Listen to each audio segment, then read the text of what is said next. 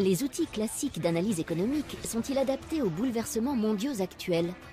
Le dollar va-t-il chuter? Céder sa place aux monnaies virtuelles? Pourquoi la Chine et la Russie engrangent-elles depuis quelques années autant d'or? Pour avoir des réponses claires à ces questions complexes, nous avons rencontré James Rickards. Conseiller financier du gouvernement des États-Unis, entre autres, il était déjà négociateur juridique et financier lors de la prise d'otage à Téhéran en 1979. Directeur d'une banque d'affaires à New York, Rickards conseille des fonds d'investissement privés. Et aujourd'hui, il s'inquiète du désarroi des gens plus modestes sur lesquels la crise a fait des ravages. Après le succès en 2011 de Currency Wars, où il faisait de la question monétaire un enjeu de sécurité nationale, Rickards envisage aujourd'hui un nouveau scénario catastrophe dans The Death of Money, la mort de l'argent. Selon lui, seules les nations et les individus qui anticiperont la situation survivront au chaos qui s'annonce. Beaucoup de choses peuvent faire office d'argent. Des tas de choses ont servi de monnaie d'échange. Quand on parle d'argent aujourd'hui, on pense bien sûr au dollar, à l'euro. Historiquement, c'est l'or qui a dominé les échanges pendant des millénaires. Mais au fil du temps, à travers le monde, on a utilisé des plumes, des coquillages, des marques de toutes sortes. L'argent prend bien des formes, mais elles ont tout un trait commun, la confiance. Quand on a confiance dans une monnaie d'échange, c'est de l'argent. Si cette confiance disparaît, ce n'est plus de l'argent. Voilà le propos de mon nouveau livre, La mort de l'argent. Dans quelles circonstances le monde pourrait-il perdre confiance dans le dollar? Down 127 points from yesterday. Atlanta Gas, 7, down 86 points. Bonza International, 9, down 45 points.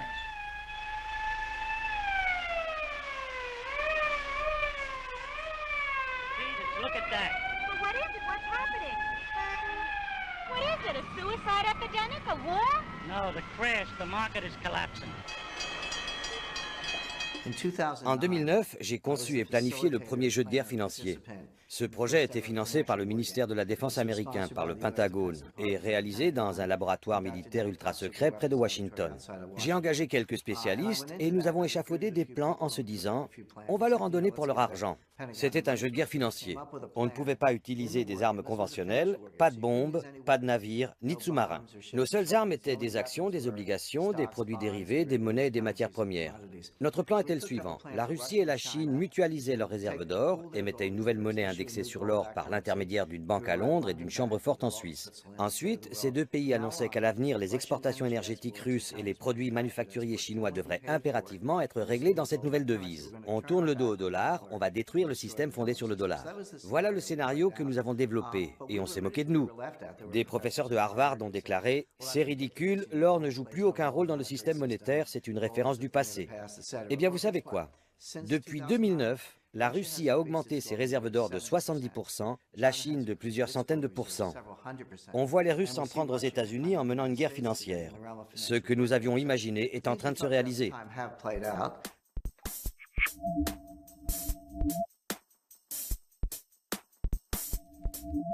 La parole est d'argent, alors parlons-en.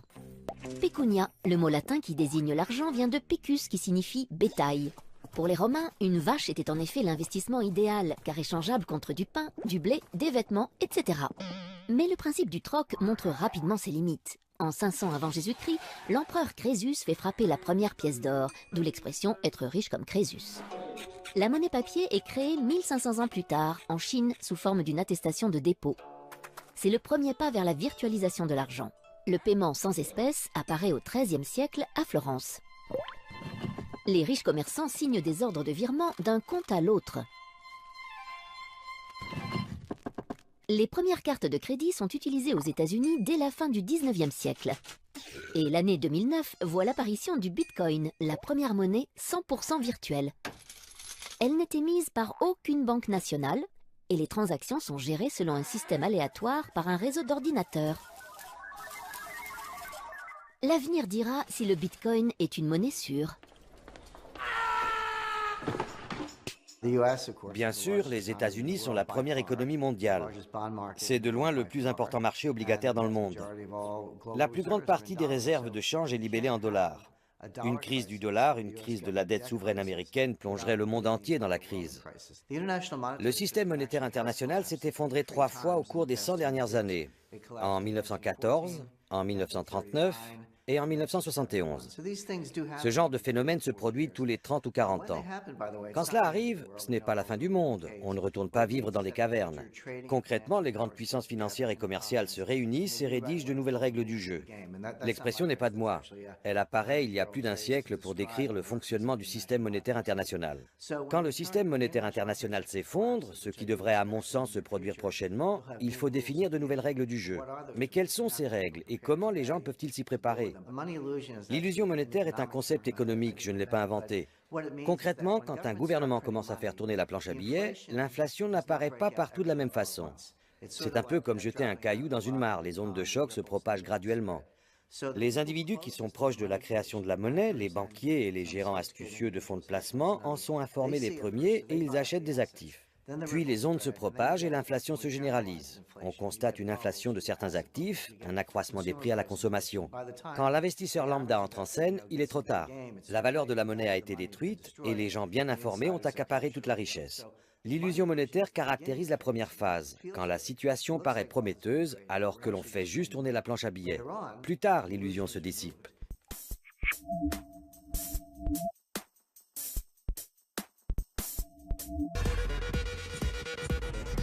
C'est la plus célèbre devise au monde sur laquelle est inscrite aussi la plus fameuse « In God we trust », même s'il y a longtemps que les mécréants lui font davantage confiance qu'à Dieu.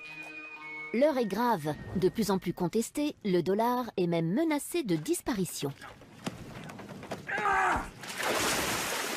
Il pourrait être remplacé par la monnaie virtuelle et autres moyens de paiement numériques. Pourtant, s'il quittait la scène, quel drame pour le rêve américain auquel il est intimement lié. Rien ne pourrait l'effacer de notre imaginaire, où il occupe une place de choix. Le dollar est lié à la naissance de la nation américaine. Il a été créé pour financer la guerre d'indépendance. Il est synonyme de conquête et de pouvoir. C'est un trophée. L'Américain est dévoré par l'ardente ambition de faire fortune. C'est l'unique passion de sa vie. Chacun ici désire devenir riche et s'élever dans la société. Personne n'estime impossible d'y parvenir, écrivait Tocqueville en 1840. Même si les immigrants qui rêvaient d'une Amérique aux rues pavées d'or ont vite déchanté. Bretton Woods l'a encore magnifié en faisant l'unique monnaie des échanges internationaux à la fin de la Seconde Guerre mondiale. Symboliquement, depuis, posséder des dollars, c'est pouvoir se payer n'importe quoi, partout dans le monde. En littérature, même Jack London, l'homme des grands espaces, lui consacra une nouvelle pour 100 $ de plus. Quant au cinéma, il a joué un rôle capital dans la construction du mythe. De Capra à Eastwood, on ne compte plus le nombre de films où il tient le premier rôle. Et c'est bien One Silver Dollar que chante Marilyn dans Rivière sans retour. Aujourd'hui, s'il n'a quitté ni les livres, ni les articles, ni les séries, les jeux vidéo ou l'art contemporain, son image fait particulièrement fantasmer les rappeurs, dont il est devenu l'accessoire préféré à longueur de clip. Il y a des choses que l'on sait. On connaît l'échelle du système et on sait aussi qu'un krach est en rapport exponentiel avec la taille du système. Quand le système triple de taille, on ne triple pas le risque, on le multiplie par 10 ou par 100. C'est la nature d'une fonction exponentielle. Quand on regarde le système actuel, on constate qu'il est beaucoup plus gros qu'avant. En 2008, par exemple, on a tous entendu l'expression « trop gros pour faire faillite ». Les banques étaient trop grosses pour faire faillite, il fallait les sauver. Eh bien, vous savez quoi? Aux États-Unis, depuis 2008, les 5 plus grandes banques sont plus importantes encore. Elles contrôlent une part plus grande des actifs bancaires et elles ont une panoplie plus large de produits dérivés. Ce qui était déjà trop grand en 2008 pour disparaître est encore plus grand aujourd'hui. Ce qui veut dire que le risque d'un effondrement catastrophique est encore plus grand. On voit ce qui nous attend. Aujourd'hui, avec les réseaux sociaux, nous sommes plus connectés que jamais. La possibilité qu'une perturbation minime se propage à grande vitesse est encore plus probable en raison de cette connectivité accrue. Si un nombre suffisant d'individus, ce que l'on appelle le seuil critique, est atteint, les agents économiques commencent à changer de comportement en fonction des réactions d'autres agents. Voilà le seuil critique. Il varie d'un individu à l'autre. Mais s'il est atteint, alors des événements mineurs peuvent se propager et causer un effondrement systémique, comme un flocon de neige peut provoquer une avalanche. En d'autres termes, pour qu'un tel phénomène se produise, il faut que les agents soient connectés, il faut qu'ils communiquent. Sans cette connectivité et cette communication, on ne risque pas un changement de comportement à grande échelle.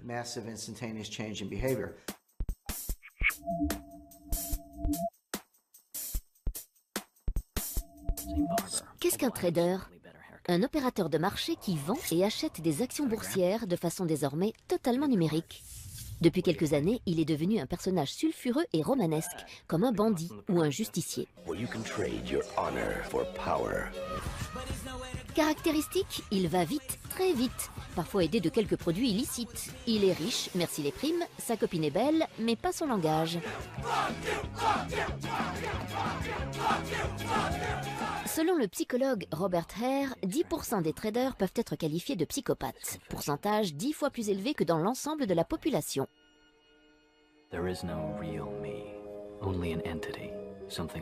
Peu à peu remplacé par des machines, le trader devient-il lui-même un algorithme susceptible de dérégler le système? Nous courons le risque qu'un jour, les choses nous échappent totalement et qu'une défaillance entraîne le reste du monde dans l'abîme, les marchés européens et asiatiques compris, puisque tout est interdépendant et se passe à une vitesse fulgurante. C'est ce qui inquiète les gens. Quand on parle de terrorisme financier, on ne pense pas seulement au piratage des comptes bancaires, mais aussi à ce qui se passe dans les salles des marchés du monde entier.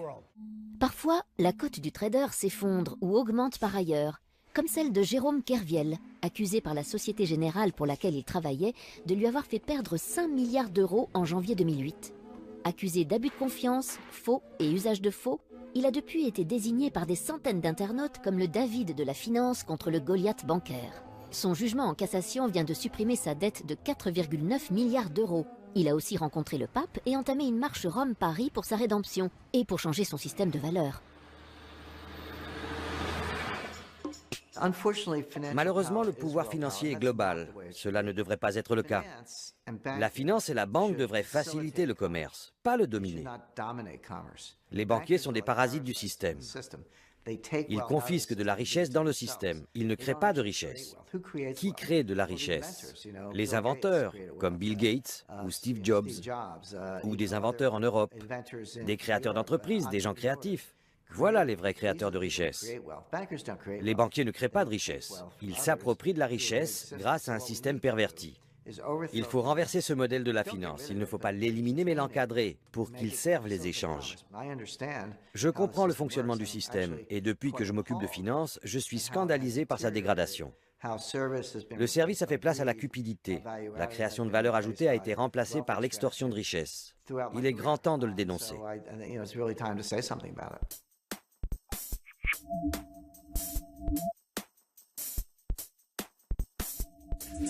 Qui se souvient du Bancor?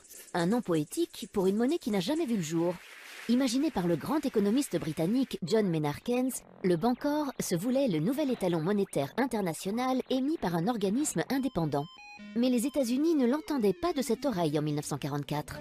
Pourtant, l'esprit de neutralité du Bancor pourrait bien avoir inspiré les créateurs de l'euro, utilisé dès 1999 pour les transactions.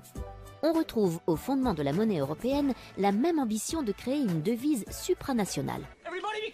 Aujourd'hui, les monnaies virtuelles ont le vent en poupe. Elles ont investi les jeux vidéo principalement en ligne.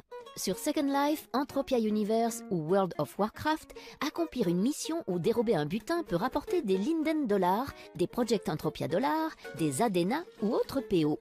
Certaines plateformes proposent même de convertir les gains amassés en vraies devises ou, plus pragmatiquement, de les utiliser pour régler son abonnement. A l'inverse, pas de problème pour renflouer son porte-monnaie virtuel. Il suffit de se munir d'une carte bancaire bien réelle cette fois. On n'oublie pas le Bitcoin, la monnaie virtuelle de la vraie vie. Créé en 2009, le Bitcoin est une devise électronique cryptée qui permet notamment d'effectuer des transactions en ligne sans passer par une banque. Le revers du Bitcoin, son cours très volatile qui fait des montagnes russes. Et sa sécurité. Ainsi, 650 000 bitcoins, soit près de 300 millions d'euros, se seraient volatilisés suite au dépôt de bilan de la plateforme d'échange de bitcoins Mt. Gox ces dernières semaines. Enfin, pour ceux qui ont prévu de voyager prochainement sur Mars, PayPal vient de lancer PayPal Galactic, un système de monnaie universelle qui permettra de faire ses courses dans l'espace. On parle beaucoup du Bitcoin en ce moment, cette monnaie virtuelle ou numérique. Mais le dollar est une monnaie numérique, l'euro aussi. On a peut-être quelques billets dans notre portefeuille, mais la très grande majorité des transactions est numérique. Le seul instrument financier qui n'est pas numérique, c'est l'or. Le Bitcoin est sans doute une forme de devise. Je ne nie pas qu'il intervient dans des transactions, qu'il est thésaurisé. C'est une unité de compte de la richesse, donc il satisfait aux critères d'une devise. Mais faut-il craindre une rupture de la confiance? Le problème avec le Bitcoin, c'est qu'il n'a pas encore parcouru un cycle. Nous ne savons pas vraiment comment il pourrait se comporter. Il y a des tas de gens qui perdent de l'argent, il y a des escroqueries, des bitcoins qui disparaissent. La sécurité du système est sujette à caution. Les gens qui plébiscitent le Bitcoin sont soit des technophiles, des fanats d'informatique style Silicon Valley, ou des libertaires, des anarchistes, qui détestent les gouvernements et qui se disent « Voilà une monnaie qui échappe au contrôle d'État, ça me plaît ». Je leur réponds « Ne soyez pas naïfs. Le gouvernement voit tout. On sait depuis l'affaire Snowden que rien n'échappe au pouvoir en place. Le gouvernement suit sans doute attentivement ce phénomène. Il est possible que le Bitcoin en tant que devise disparaisse, mais que la technologie qu'il a engendrée survive à travers certaines applications. Il y a une dimension financière et une dimension technologique dans les paiements par mobile. Il y a des milliards de gens dans le monde qui possèdent un téléphone mobile. Ils n'ont pas de ligne filaire, ils n'ont pas de compte en banque, mais ils ont un téléphone mobile. Quand on peut utiliser son téléphone pour effectuer des règlements en ligne, par le biais d'une carte de crédit, même si vous n'avez qu'un compte en banque à peu de frais, même si vous n'avez pas de compte titre, vous avez votre mobile, un peu d'argent sur votre compte, vous pouvez faire des paiements. Je peux vous transférer de l'argent, vous pouvez m'en envoyer. L'industrie des règlements par téléphone mobile se développe très rapidement. Elle est en train de bouleverser la finance. Toute cette connectivité est formidable, mais il faut comprendre que plus nous sommes connectés, plus le système prend de l'importance et plus on accroît le risque d'un effondrement catastrophique. C'est le revers de l'économie en réseau.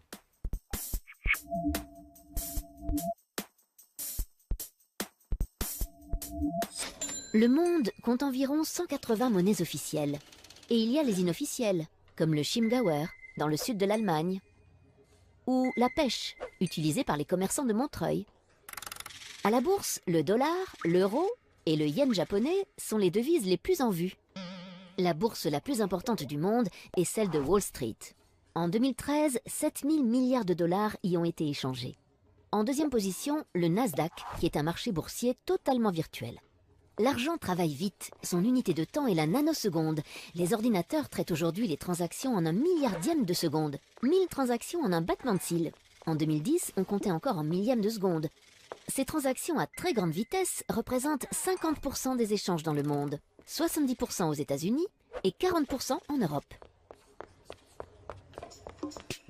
Pourquoi est-ce que le dollar est la première monnaie de réserve dans le monde? Ce n'est pas lié à la devise elle-même, mais au support d'investissement libellé en dollars. Supposons que vous soyez un partenaire commercial des États-Unis et que vous encaissiez des dollars ou toute autre devise. Ce surplus, il faut l'investir. Le marché des obligations américaines, les bons du Trésor, est le seul marché au monde assez important pour pouvoir absorber l'épargne mondiale. Les Chinois détiennent 4 000 milliards de dollars de réserves de change. Mais il faut aussi compter le Japon, Taïwan, toutes les grandes puissances commerciales. Collectivement, cela représente des milliers de milliards de dollars. Tout cet argent est placé en bons du Trésor américain, non pas parce que les gens adorent ces obligations, mais parce que c'est le seul marché assez grand pour absorber ces liquidités. Si on examine le marché de la dette souveraine en Europe, il est comparable au marché américain. Mais il est morcelé. Il n'existe pas d'eurobond. Il y a des obligations d'État allemandes, françaises, italiennes, hollandaises. Si on avait un marché unique, s'il existait des eurobonds, garantis par le crédit de la zone euro, ce marché serait plus important que celui des bons du Trésor américain. Dans quelques années, pas tout de suite, dans 2 ou 3 ans, ce marché européen existera et l'euro remplacera le dollar comme monnaie de réserve, si le système ne s'effondre pas d'ici là. Dans un monde qui ne subit pas d'effondrement, vous verrez une appréciation de l'euro. Dans un monde qui s'effondre, aucune monnaie ne sera épargnée, pas même l'euro. You're pathetic, trying to be like us. We're not trying to be like you idiot. We're much stronger than you are anyway. Our currency's the best. No, we are. No one wants to trade with you anyway. You want to bet, huh? Yes, I want to bet. You want to take that? Yes, I want to bet. Now don't be quiet and go back to sleep or there will be no pocket money. No bailout and no loans. Sorry, Daddy. En matière de sagesse économique, j'apprécie par-dessus tout Angela Merkel. C'est la seule dirigeante qui comprend l'économie parce qu'elle n'est pas économiste. C'est une scientifique. Comme je l'ai expliqué, il faut aborder l'économie avec des outils scientifiques, pas de la pseudoscience. Le keynésianisme, la théorie de l'équilibre général, la valeur à risque, tous les modèles et les techniques qui sont utilisés dans la finance et la gestion du risque sont de la pseudoscience. Ils ne correspondent pas à la réalité. La théorie des systèmes complexes, la théorie des réseaux, l'analyse de la distribution du pouvoir sont des modèles qui reflètent la réalité. Angela Merkel est une scientifique, elle comprend ces phénomènes. Et elle comprend aussi que l'Europe doit être restructurée. Elle assume un rôle dirigeant dans ce domaine. En fait, toutes les grandes régions économiques, l'eurozone, les États-Unis, le Japon et la Chine, doivent être restructurées. Mais seule l'Europe procède à des ajustements structurels. Les autres régions s'en remettent à des solutions monétaires, à un ajustement des liquidités.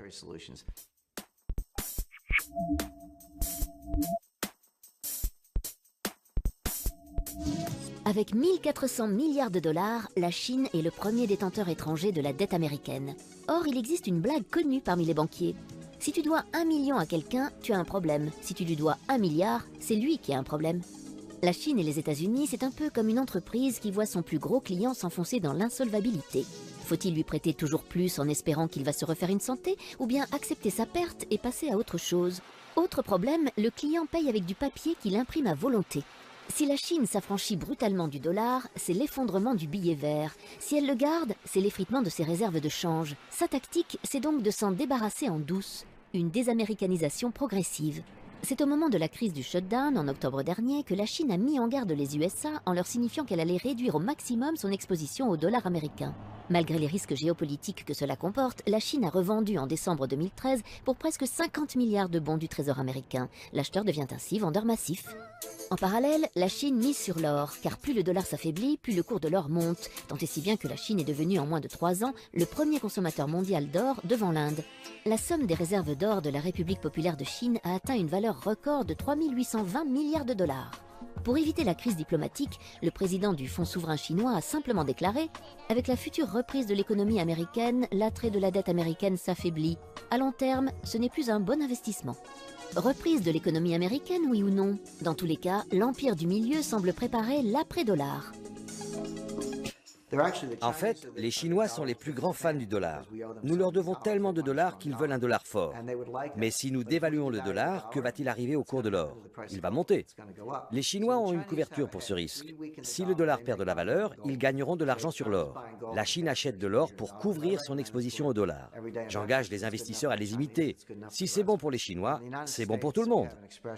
Aux États-Unis, quand on parle des vieilles fortunes, on pense à des fortunes accumulées depuis un siècle ou un peu plus, comme celle des Rockefeller ou des Kennedy. Mais en Europe, les vieilles fortunes remontent à 4 ou 5 siècles. J'étais à Rome, il y a peu, devant le Palazzo Colonna. Les Colonna sont riches depuis le XIIIe siècle. La fortune de cette famille remonte à 800 ans. Ça, c'est une vieille fortune. Quand on discute avec ces milliardaires européens qui gèrent cette fortune dynastique et qu'on leur demande « Vous avez su protéger votre fortune non seulement de la dépression des années 30, mais de la guerre de 30 ans, des guerres de Louis XIV, des guerres napoléoniennes, de la guerre d'Espagne. Comment avez-vous survécu à tous ces cataclysmes ?» Ils vous répondent « La règle des 3 tiers.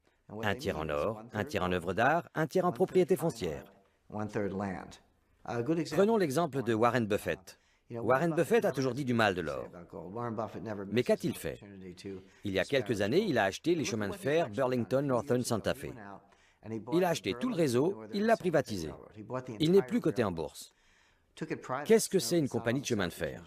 Ce sont des actifs durables, des rails, des droits de passage, des concessions minières, du matériel roulant, des aiguillages, des signaux. Une compagnie de chemin de fer, c'est un gros paquet d'actifs durables. Comment est-ce qu'une compagnie de chemin de fer gagne de l'argent? En transportant des biens durables, du maïs, du blé, du charbon, de l'acier, du pétrole. Une compagnie de chemin de fer, ce sont des actifs durables qui transportent des biens durables. Quand Warren Buffett fait cela, les gens disent « Warren Buffett aime bien les actions des entreprises de transport ». Pas du tout. Il investit ses dollars dans des actifs durables. N'écoutez pas ce qu'ils disent, observez ce qu'ils font.